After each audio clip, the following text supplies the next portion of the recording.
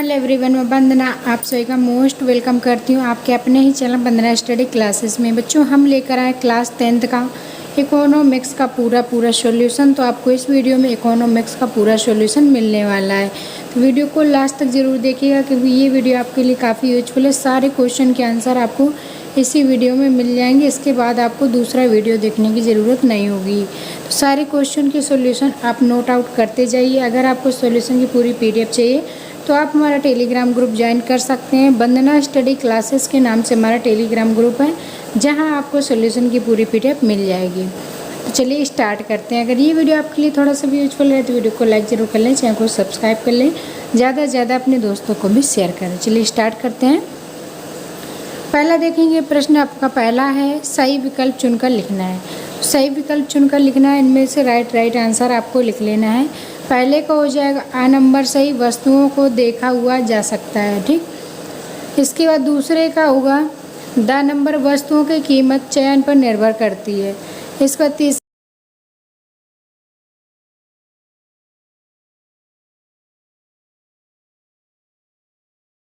ठीक, तो ये आपको सही विकल्प लिख लेना है। इसके बाद देखेंगे रिक्त स्थान। रिक्त स्थानों की पूर्ति करना है। 12 नंबर में पहले में आपको फिल कर देना है आर्थिक वस्तुएं, इसके बाद प्रकृति, इसके बाद तीसरे का आंसर हो जाएगा सह अस्तित्व। इसके चौथे में आंसर फिल कर देना है कुल आगम।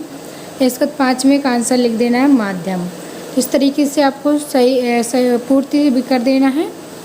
तो इसके बाद सा नंबर देखेंगे, सत्य असत्य बताइए। तो सत्य असत्य बताना है आपको, कौन सा राइट है कौन सा फॉल्स है। तो सत्य हो जाएगा पहला, दूसरा आपका सत्य हो जाएगा, तीसरा सत्य हो जाएगा, चौथा असत्य हो जाएगा, पांचवा सत्य हो जाएगा।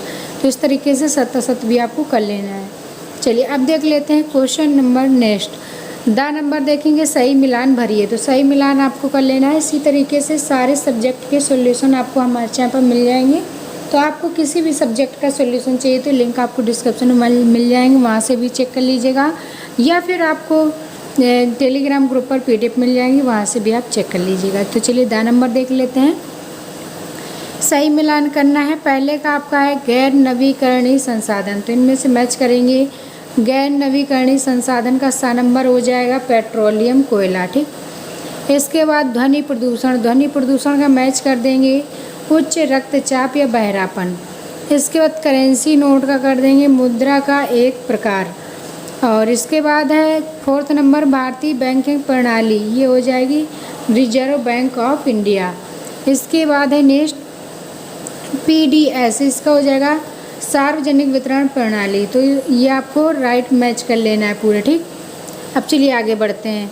Question number 2। क्वेश्चन नंबर 2 आपका आंसर लिखना है, वे इच्छाएं जिनकी पूर्ति करने के लिए हमारे पास पर्याप्त मुद्रा हो और हम जिन पर कार्य करने के लिए तत्पर हैं, उनकी जिनकी आवश्यकताएं हमारे जीवन का अंग है, ठीक। तो ये आपको क्वेश्चन नंबर 2 का आंसर लिख लेना है। Question number 3। क्वेश्चन नंबर 3 का आंसर लिखना है, आर्थिक विकास की प्रक्रिया में अपरिभाषित की वास्तविक राष्ट्रीय आय में दीर्घकालीन वृद्धि होती है। तो ये आपको 3rd का आंसर लिख लेना है।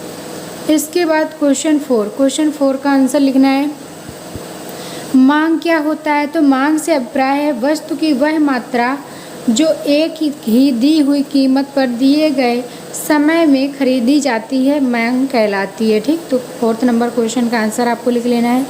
चलिए अब आ जाते हैं 5th number question. 5th number question में आपको लिखना है, भारत में निम्न प्रकार के बैंक हैं। तो भारत में कितने प्रकार के बैंक हैं ये पूछा गया है आपसे। तो भारतीय बैंक, भारतीय रिजर्व बैंक, व्यावसायिक बैंक, सहकारी बैंक, 3 प्रकार की बैंकें भारत में पाई जाती हैं। तो आपको ये लिख देना है, ठीक। इसके बाद क्वेश्चन नंबर 6 है, आंकड़ों का विश्लेषण एक ऐसी विधि है जिसके माध्यम से तथ्य निकाले जाते हैं। तो आंकड़े का विश्लेषण क्या होता है, एक ऐसी विधि है जिसके माध्यम से तथ्य निकाले जाते हैं, वो आपका आंकड़ा विश्लेषण कहलाता है, ठीक। Question number 7। क्वेश्चन नंबर 7 का आंसर, चर और गुण में अंतर बताना है। तो चर क्या होते हैं, जब आंकड़ों का वर्गीकरण समय या आकार की मात्रा के रूप में किया जाता है तो उसे चर कहते हैं, ठीक बच्चों। इसके बाद चर विभिन्न अविच्छिन्न के परिणाम में वर्गीकृत नहीं किया जा सकता है। ठीक, इसका गुण क्या होते हैं, गुण आपको देख लेना है।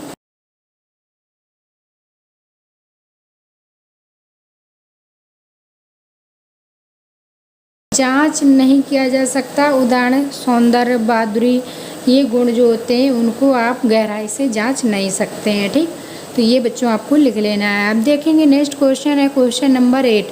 क्वेश्चन नंबर 8 का आंसर आपको लिखना है, भारत कपड़ा उद्योग श्रम का प्रयोग करता था जबकि अंग्रेज मशीनों का प्रयोग करते थे। क्वेश्चन नंबर 9 का आंसर देखना है, शहरी गरीबों को हल करने की योजना का नाम स्वर्ण जयंती शहरी रोजगार योजना है। तो गरीबों की समस्याएं हैं उनको हल करने की जो योजना चलाई गई वो स्वर्ण जयंती शहरी रोजगार योजना कहलाती है। तो क्वेश्चन 9 का आंसर आपको लिख लेना है। क्वेश्चन 10 का आंसर आपको देखना है, प्रदूषण कोई व्यर्थ पदार्थ अथवा वस्तु होता है। प्रदूषण क्या होता है, प्रदूषक होते हैं कोई व्यर्थ पदार्थ और वस्तु होता है। ठीक, तो 10 का आंसर लिख लेना है। इसके बाद क्वेश्चन 11 में आपको लिखना है, पर्यावरण के दो विभिन्न प्रकार निम्नलिखित हैं। तो इसमें पर्यावरण के दो प्रकार लिख देना है, भूमि निम्नीकरण, प्राकृतिक आवास का निम्नीकरण। ठीक, इसके बाद क्वेश्चन नंबर 12 है। क्वेश्चन नंबर 12 आपको लिखना है, जो बाजार से वस्तु को उपभोग नहीं खरीद पाता उसे उपभोक्ता कहते हैं। उपभोक्ता किसे कहते हैं, बाजार से वस्तु को उपभोक्ता खरीद नहीं पाता उसी को क्या कहा जाता है बच्चों, उपभोक्ता कहा जाता है। ठीक, अब देखेंगे क्वेश्चन नंबर 13। क्वेश्चन नंबर 13 का आंसर देखना है, संसाधनों की समृद्धि के दो उदाहरण देने हैं। तो संसाधनों की समृद्धि के दो उदाहरण, जनसंख्या वृद्धि से कुशल, इसके अकुशल श्रमिकों की संख्या में वृद्धि। ठीक, दोनों आपको लिख लेना है। अगर आपने अभी तक वीडियो को लाइक नहीं किया तो लाइक ज़रूर कर लें, चैनल को सब्सक्राइब कर लें, साथ में ऑल पर क्लिक कर लें ताकि नेक्स्ट वीडियो जब भी हम डालें तो नोटिफिकेशन भी आपको तुरंत मिल जाए। अगर आपने अभी तक और सब्जेक्ट के सॉल्यूशन नहीं देखे हैं तो ज़रूर देख लीजिएगा। सारे सब्जेक्ट के सॉल्यूशन आपको हमारे चैनल पर मिल जाएंगे, वो भी फुल सॉल्यूशन मिलेंगे A to Z। सारे क्वेश्चन के आंसर आपको एक एक करके प्रोवाइड करवा रहे हैं, तो आप जल्दी से अपने दोस्तों को शेयर कर दीजिए ताकि उनको भी सॉल्यूशन मिल पाए। चलिए देख लेते हैं क्वेश्चन नंबर 14। वस्तु की 3 विशेषताएं निम्न है। तो इसमें आपको लिख देना है विशेषताएं, वस्तु दृश्य होती है, इनका संग्रह किया जा सकता है, इनके उत्पादन और भवन में निम्नलिखित अंतर है। ठीक, तो ये आपको 3 विशेषताएं लिख देना है। इसके बाद क्वेश्चन है 15, वस्तुएं एवं सेवाओं के उत्पादन में वृद्धि से उपभोग पूंजी निर्माण के स्तर में वृद्धि होती है। अधिक उपभोग केवल तभी संभव होता है जब अधिक उत्पादन हो तथा अधिक पूंजी निर्माण तभी संभव है जब उत्पादन उपभोग से अधिक हो। ठीक, तो ये आपको 15वें का आंसर लिख लेना है। इसके बाद देखेंगे क्वेश्चन नंबर 16 का आंसर, उद्यमी एक उत्पादक इकाई का व्यवस्थापक होता है, वह भूमि, श्रम और पूंजी निर्माण की व्यवस्था करता है, साथ ही उत्पादन की नीतियाँ भी बनाता है। इसी प्रकार भूमि, समस्त जमीन आदि को ऋण लेकर खरीदना है। ठीक, तो ये आपका पूरा 16वें का आंसर हो जाएगा, तो ये पूरा आपको लिख लेना है। इसके बाद देखेंगे क्वेश्चन नंबर 17 नंबर क्वेश्चन, इसका आंसर देखेंगे, केवल आंसर आपको लिखते जाना है। क्वेश्चन पेपर आपके पास है तो आंसर हमने केवल आपके लिखे हुए हैं, तो पूरा आपको नोट आउट करते जाना है। प्रति उत्पादक उत्पादन में वृद्धि करना चाहता है तो उसे श्रम के अतिरिक्त इकाइयाँ कार्य पर लगानी होंगी। श्रम अतिरिक्त इकाइयों से श्रम की मजदूरी से भुगतान पर अतिरिक्त व्यय होगा। परिणाम स्वरूप उत्पादन की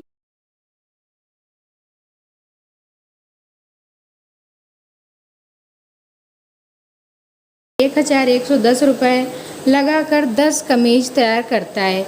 फिर वह 11 कमीजों का उत्पादन करता है जिसके लिए उसने कुल लागत के 1199 रुपये व्यय किए। सीमांत लागत कितनी है, तो इसको आपको सॉल्व कर लेना है। यहाँ उत्पादन में वृद्धि निकाल लेनी है, तो 11 माइनस 10 करेंगे, 1 इकाई आएगी। उत्पादन में 1 इकाई की वृद्धि हुई, इसके कारण कुल लागत में वृद्धि आपकी कितनी हो गई, 89। माइनस कर देंगे तो इसका आ जाएगा 89। ठीक, तो सीमांत लागत आपकी निकल आएगी।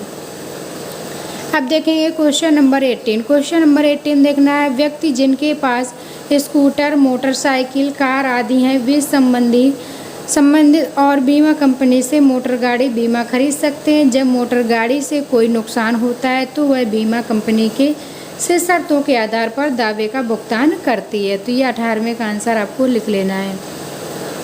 अब देखें क्वेश्चन नंबर 19 सर्व शिक्षा अभियान के 3 उद्देश्य लिखिए। तो सर्व शिक्षा अभियान के 3 उद्देश्य लिखना है।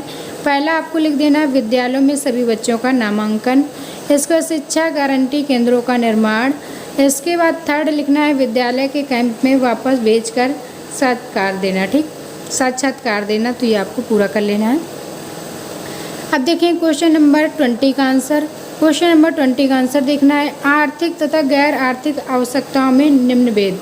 जो आर्थिक और गैर आर्थिक आवश्यकताएं होती हैं उनमें अंतर बताना है। ठीक, तो चलिए देख लेते हैं आपको कैसे लिखना है। आर्थिक आवश्यकताएं क्या होती हैं? जिन वस्तुओं तथा सेवाओं को बाजार से क्रय किया जाता है वो आपकी आर्थिक आवश्यकताएं होती हैं। इसके बाद दूसरा पॉइंट लिखेंगे इसको पैसे देकर संतुष्ट किया जा सकता है, जो आर्थिक आवश्यकता होती है। ठीक, अब देखें गैर आर्थिक आवश्यकता क्या होती हैं। जिन वस्तुओं तथा सेवाओं को बाजार से क्रय किया जा सकता है, ठीक, जिनको बाजार से खरीदा जा सकता है वो गैर आर्थिक आवश्यकताएं कहलाती हैं। इसको पैसे देकर संतुष्ट नहीं किया जा सकता। तो ये आपको लिख देना है। इसके बाद क्वेश्चन नंबर देखेंगे 21 का आंसर आपको लिखना है भूमि प्रकृति का उपहार है। इसमें समतल भूभाग, पर्वत तथा पठार को शामिल किया जाता है। पर्वत, समतल भूभाग नदियों के प्रवाह को बनाए रखते हैं, यहाँ आपको प्रवाह कर लेना है, तथा पर्यटन के लिए सुविधाएं प्रदान करते हैं।